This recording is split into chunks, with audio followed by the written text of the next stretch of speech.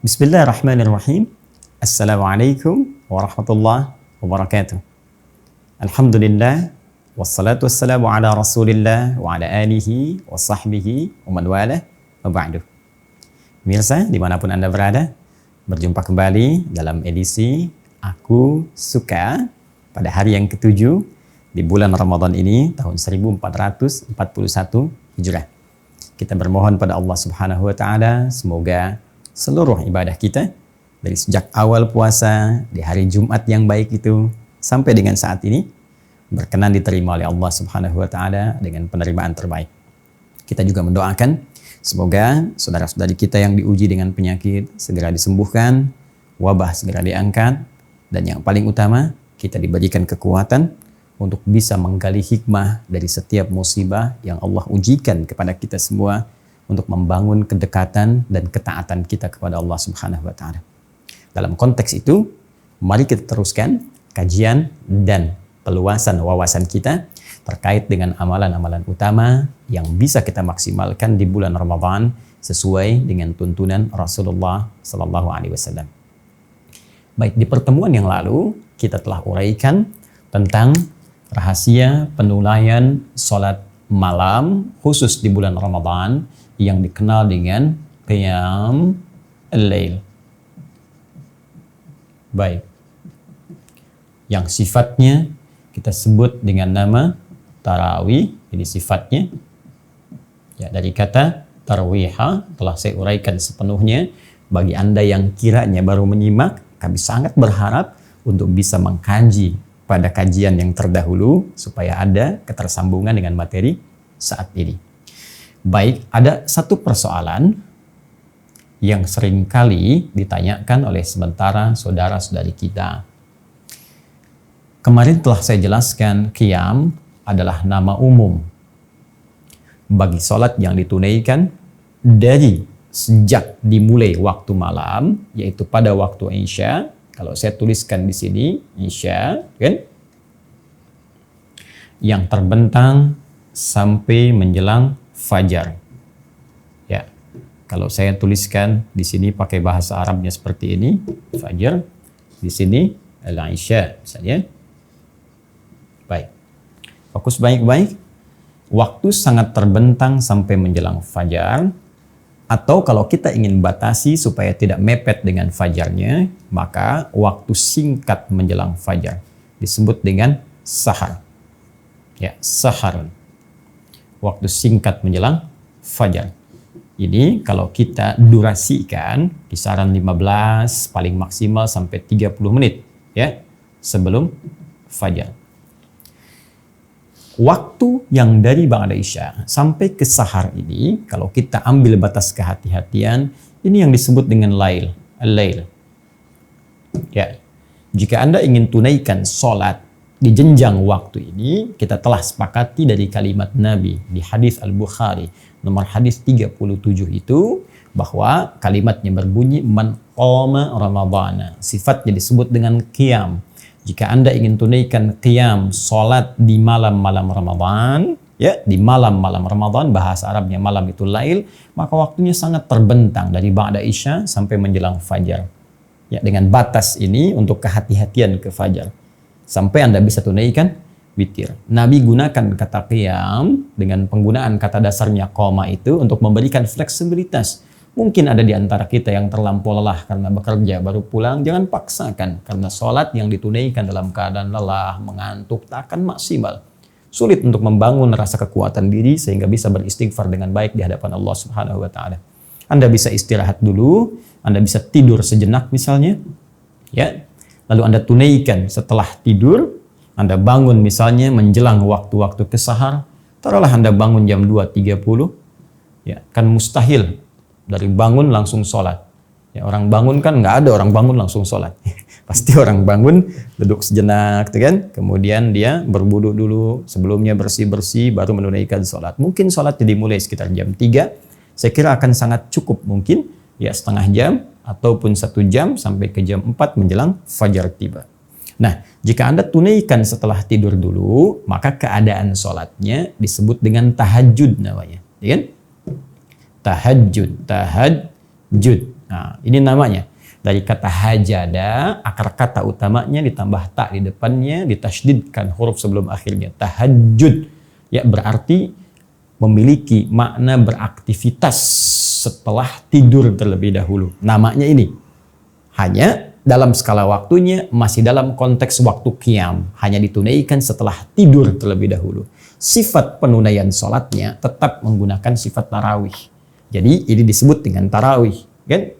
Nah sekarang soalannya muncul, Ustadz, kalau saya tunaikan ya qiyam ini sebelum saya tidur ba'da isya, saya ingin langsung setelah sholat sunnah ba'da isya, saya tunaikan qiyam Ramadannya.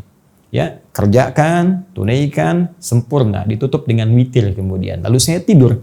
Maka pertanyaannya, kalau saya bangun sebelum waktu sahar ini, ya kita contohkan fajarnya 4.35 misalnya, ya maka mengambil waktu saharnya kurang lebih jam 4:05, ya kan? Nah, 04:05 baik waktu Indonesia bagian barat atau disesuaikan dengan waktu yang lainnya. Kemudian saya bangun ternyata jam 3 misalnya, 03.00 setelah menunaikan qiyam sebelumnya dan insya Allah dengan sifat tarawih. Apakah boleh saya kemudian menunaikan tahajud lagi di malam ini? Ya, bolehkah kemudian menunaikan tahajud setelah saya menunaikan qiyam sebelum tidur? Jawabannya sangat singkat, padat, boleh. Silahkan. Ya, dan tidak ada perbedaan pendapat dalam kebolehan ini. Yang berbeda hanya persoalan witirnya saja. Apakah witir lagi atau tidak? Kan? Ini langsung bahkan ada petunjuknya dari Nabi SAW dalam satu kejadian ketika Nabi telah menunaikan qiyam di sholat malamnya. Kemudian beliau istirahat sejenak. Setelah beliau selesai witir, diduga fajar tiba, tapi ternyata setelah dicek fajar belum tiba. Maka beliau tunaikan lagi sholat 2 rakaat. Setelah tuntas 2 rakaat itu ternyata azan kemudian. Ya, azan subuh. Allahu Akbar, Allahu Akbar. Ini situasi di luar Ramadan, bukan saat Ramadan. Baik, ketika beliau menunaikan ini, tiba kemudian azan. Maka selesai beliau menunaikan sholat, kemudian menunaikan 2 rakaat sebelum subuh, lalu dilanjut ke sholat subuhnya. Nah, jadi di sini para ulama memberikan kesimpulan tidak ada persoalan jika seseorang ingin menunaikan qiyamnya ba'da isya, lantas kemudian ditambah dengan malamnya dia bangun tahajud jika ingin ia kerjakan, tapi ini pun dalam konteks tidak membebani ya bagi seseorang, sehingga dengan itu tidak memberikan dampak lemahnya aktivitas di esok harinya. Jangan sampai karena alasan malamnya tahajud lagi, besoknya pekerjaan jadi malas, gitu kan? Nah, kemudian aktivitas tidak terlaksana dengan baik. Karena itu Nabi memberikan contoh kepada kita memaksimalkan salah satu, imma sebelum istirahat atau setelahnya, supaya kita bisa maksimal juga fresh esok harinya menunaikan aktivitas yang kita kerjakan. Tinggal persoalan witirnya, apakah witirnya ditunaikan lagi atau tidak. Ya, sebagian ulama berpendapat, khususnya dari mazhab Hambali, berpendapat secara tekstual pada kejadian tadi, tak usah sholat witir lagi. Ya, tidak usah sholat witir lagi. Kenapa? Karena zahirnya yang terlihat, kasat matanya yang nampak bahwa Nabi setelah sholat 2 rakaat tadi, ya beliau witir, kemudian tahu bahwa fajar belum tiba, beliau sholat 2 rakaat lagi, dan tidak ditutup dengan witir. Maka ada yang menyimpulkan, silahkan tambah tahajud, tapi tak perlu witir lagi karena sebelumnya sudah selesai. Ini bagian yang pertama. Yang kedua pun ada yang berpendapat, tak ada masalah kalau ingin witir lagi. Karena witir yang ini menutup sholat yang 2 rakaat dikerjakan lagi. Ya, sedangkan witir yang pertama menutup sholat yang golongan pertama yang telah kita kerjakan.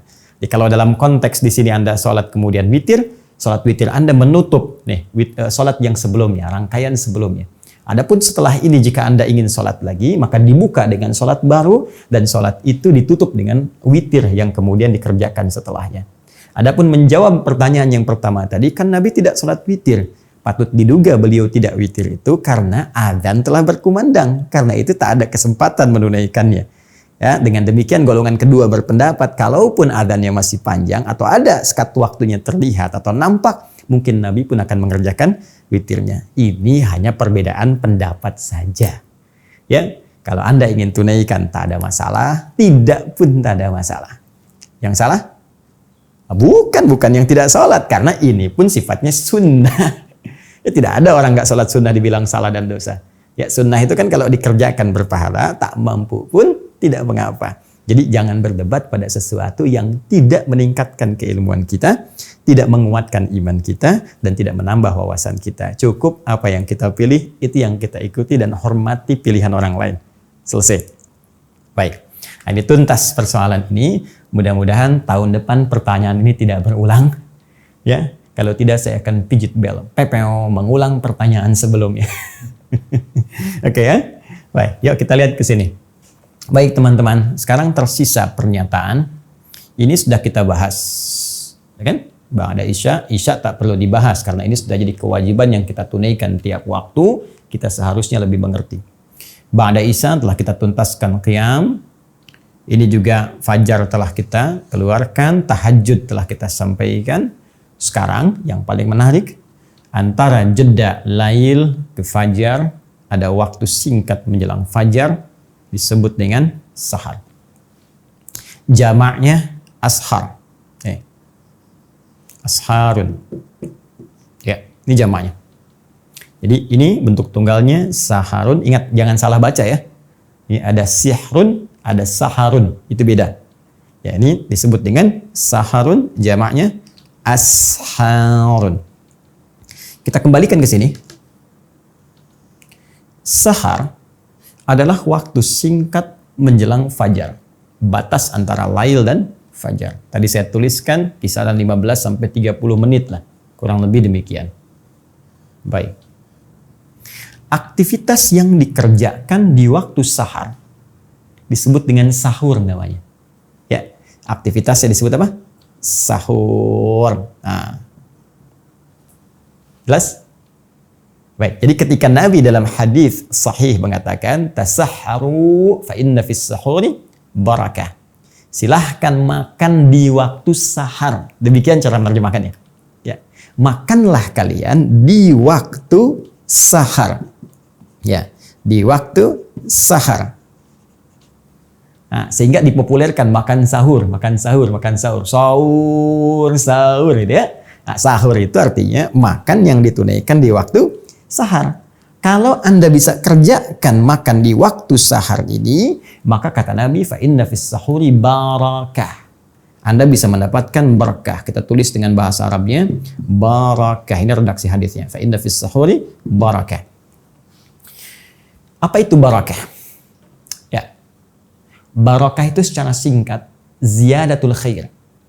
Ya, ziyadatul khair, bertambahnya nilai suatu kebaikan. Ziyadatul khair. Kurang lebih begini tulisannya. Ya. Ziyadatul khair. Ya. Bertambahnya satu nilai kebaikan. Nilai positif. Contoh, maaf, pakaian ini berkah ketika pakaian ini memiliki nilai-nilai kebaikan yang bertambah. Bisa dipakai ibadah, dipakai mengerjakan yang baik-baik, kan? Kacamata ini berkah ketika kacamata ini digunakan untuk membantu melihat yang baik-baik. Itu berkah. Harta itu berkah ketika harta mampu dikelola dan digunakan untuk bisa mendapati yang baik-baik. Itu berkah namanya. Ya, sedikit tapi berkah. Sedikit terlihatnya tapi manfaatnya banyak. Itu berkah namanya. Di sini Nabi katakan ada makan yang berkah. Ada yang makan di waktu sahar yang saat dikerjakan akan menambah nilai-nilai kebaikan yang mampu kita kerjakan. Nah, apa rahasia di balik kebaikan itu? Mari kita gali beberapa bagian menurut paparan di antara para ulama-ulama kita. Satu, dari aspek fisik. Ya. Lebih tepatnya aspek kekuatan fisik. Orang yang makan di waktu sahar yang disebut dengan sahur itu, ya misal kisaran 15 sampai 30 menit sebelum azan berlangsung, sebelum waktu fajar tiba, itu dari segi kekuatan fisik akan lebih kuat dia bisa menahan lapar dan haus. Ya? Karena lebih kecil durasinya sampai ke maghrib dibandingkan dengan orang yang makan di waktu lebih awal dibandingkan waktu sahar. Jadi kalau ada orang makan jam 3 misalnya, 03, ya 03, 00. Jadi kalau mengacu pada konteks penamaan ini secara bahasa dan rumus Nabi, sebetulnya kalau waktunya jam 3, fajarnya jam 4.35, ini belum bisa disebut makan sahur. Ini disebut makan lail namanya. Makan malam-malam. Ya. Jadi kalau ada dari masjid jam 3 bilang sahur, sahur, Anda bisa bilang belum, belum. Tapi mungkin bukan itu. Maksudnya mengingatkan dari masjid. Ayo cepat siap-siap mau sahur di waktu sahar. Ya. Nah, kita hitung sekarang. Anda makan jam 3. Maghrib misalnya sekarang jam 17.50. Tuh. Berapa jam bisa menahan lapar ke sini? Kan? 14 jam 50 menit. Kalau kita mau fair kemudian tinggal dikurangi saja. Cukup lama kita tahan. Tapi kalau Anda jadikan jam 3, makan jam 4 misalnya. Naik 1 jam. Atau 4.10 misalnya. Anda tinggal kurangi saja. Maka durasi untuk menahan lapar itu dan durasi untuk mengumpulkan tenaga dalam tubuh kita itu semakin pendek waktunya berbanding dengan terbalik semakin kuat tenaga kita. Karena aktivitas yang kita tempuh disuplai dengan tenaga yang cukup dengan waktu yang cukup singkat dibanding sebelumnya. Maka energi itu yang bisa kita gunakan untuk banyak beribadah. Baca Qurannya enak, zikirnya enak, risetnya enak, kan? Beraktivitasnya enak. Tapi kalau lebih dini Anda makannya, maka energi kita akan banyak terkuras. Mikir sesuatu terkuras, berjalan terkuras. Kalau sudah banyak terkuras, maka persamaannya energi banyak keluar, lemah keadaan fisik kita. Ini yang menyebabkan banyak orang sering banyak istirahat, ingin tidur. Ya, beda antara tiduran dengan tidur, itu berbeda. Tiduran mungkin singkat, 5 menit itu tiduran, tapi 50 menit itu tidur namanya. Saya mau tiduran dulu, tapi 1 jam tidur namanya itu. Jelas ya? Nah ini yang ingin saya tekankan, satu ini. Yang kedua teman-teman, keberkahannya, nilai kebaikannya ada pada satu rahasia besar yang langsung diisyaratkan dalam Al-Quran, bahkan dikuatkan oleh Nabi SAW, bahwa waktu sahar ini waktu yang sangat istimewa dan waktu yang sangat mustajab untuk dikabulkannya doa. Ya, bahkan Allah langsung menyampaikan, ibadi, hambaku, siapa yang meminta kepadaku, aku berikan. Siapa yang bermohon, aku kabulkan. Man istaghfara li, siapa yang istighfar, minta ampun kepadaku, ghafartulah, aku ampuni semua dosa-dosanya. Maka tidak ada yang paling indah ketika Anda makan misalnya. Ya, Anda makan jam 4, 15 menit cukuplah paling lama. Jangan banyak ngobrol-ngobrol. Waktu sahur bukan untuk diskusi. Ya kan? Anda selesaikan makannya 15 menit, ada sisa 15 menit sebelum fajar. Anda bisa perbanyak doa kepada Allah Subhanahu wa taala. Duduk bersama keluarga. Ajak sama-sama. Minta sama Allah. Mau minta apa? Ya Allah, angkat wabah yang tengah kami hadapi saat ini. Ampuni dosa-dosa kami jikalau kami banyak salah. Yang dengan kesalahan itu banyak ujian yang sulit kami hadapi saat ini. Walaupun kami mampu ya Allah, dengan keyakinan kami bahwa Engkau tidak mungkin menurunkan ujian kalau kami tidak mampu mengatasinya. Minta.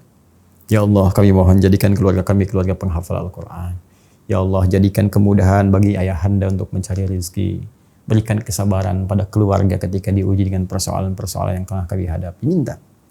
Itu waktu yang paling indah. Nah, jika ada satu tawaran 15 menit atau kurang dari itu, kemudian Anda diberikan kesempatan memohon dan saat itu akan dikabulkan. Kira-kira Anda mau minta apa? Waktunya hanya 15 menit atau kurang daripada itu. Anda silahkan minta. Apapun yang Anda minta akan dikabulkan. Ini mirip, Anda diberi waktu 15 menit, kasih uang nih, 10 miliar. Mau beli apa aja silahkan. Hah? Saya yakin semua akan sibuk ingin mencari ini, mencari itu. Ada yang pengen minta dunia, pengen minta ini, minta akhirat, minta surga. Tapi ada satu yang diajarkan oleh Al-Quran. Jika Anda mampu mengamalkan ini, maka kedahsyatan akan Allah turunkan dengan memberikan semua apa yang Anda butuhkan sekaligus mengampuni dosa-dosa yang pernah Anda kerjakan. Keberkahan itu, kebaikan itu bisa ditemukan rumusnya di Quran surah ke-51 Adz-Dzariyat ayat 18. Di sini langsung Allah sampaikan wabil ashari hum yastaghfirun. Wabil ashari, dan saat tiba waktu-waktu sahar itu. Ashar tadi saya sampaikan jamak dari kata sahar. Kenapa Allah ingin sebutkan ashar? Seakan-akan Allah ingin berikan kesempatan, kalau sahar hari ini nggak dapat, besok dapat. Besok nggak dapat, besoknya lagi dapat. Demikian saya bentangkan, kata Allah, banyak setiap hari sebelum datang fajar kesempatan untuk Anda lakukan. Dengan amalan yang Anda kerjakan pada saat itu, anugerah bisa diberikan begitu melimpah. Apa diantaranya? Hum yastaghfirun. Kata Allah, mereka banyak istighfar. Istighfar, istighfar, istighfar. Allahu Akbar. Jadi kalau tadi hadis kutsinya mengatakan mau minta dikabulkan, ya, mau mohon diberikan. Tapi kalau ada istighfar langsung diampuni. Kalau ada 3 pilihan ini disampaikan pada kita, kita mau ambil yang mana? Mau minta, ya kan? Diberikan, mohon dikabulkan, atau kita beristighfar diampuni. Maka rumus cerdasnya kata para ulama, pilih bagian ketiga, minta istighfar. Karena Al-Quran pun mengarahkan kepada bagian ini. Kenapa? Karena orang istighfar itu, kalau sudah istighfar, dosanya diampuni, kosong dari semua dosa, maka mudah tersambung dia kepada Allah Subhanahu wa Ta'ala, sehingga belum minta pun berpotensi dikabulkan oleh Allah Subhanahu wa Ta'ala. Karena itu orang-orang dulu jika punya hajat, keinginan kepada Allah, banyak di antara mereka yang membiasakan istighfar. Astagfirullah, astagfirullah, astagfirullah, astagfirullah. Bahkan pernah saya kisahkan pada Anda, kisah tentang seorang tukang roti yang sering istighfar itu. Anda bisa cek kembali dalam ceramah-ceramah yang pernah saya sampaikan. Dengan rajinnya istighfar, dia katakan, tidak pernah ada doa yang saya mohonkan kepada Allah kecuali selalu dikabulkan oleh Allah Subhanahu wa Ta'ala. Karena itulah orang ahli istighfar, dosanya cepat diampuni oleh Allah, terjaga dari semua kesalahan dan dosa. Allah menjaganya dengan cara yang baik tentunya. Kemudian yang kedua, ini yang paling menarik, orang rajin istighfar, oleh Allah cepat dikabulkan doa-doanya. Dan yang ketiga, orang rajin istighfar akan disejajarkan oleh Allah dengan orang-orang sabar, orang-orang khusyuk dalam salat, orang-orang rajin infak, dan orang-orang yang jujur dalam kehidupannya, dan mereka ditempatkan dalam surga yang selevel. Itu ditemukan di Quran surah ketiga ayat ke-17. Ya, as-sabirina, dan orang-orang sabar itu. As-sadiqina, orang-orang jujur itu. Ya, kalimatnya perhatikan, as-sabirina, was-sadiqina, wal-qanitina, dan orang-orang yang khusyuk dalam salatnya itu. Wal-munfiqina, dan orang-orang yang rajin infak, dermawan. Masya Allah, orang sabar, orang jujur, orang khusyuk dalam ibadah salatnya, orang dermawan. Yang kelima, wal mustaghfirina bil ashar, dan orang yang rajin istighfar ketika waktu sahar itu tiba.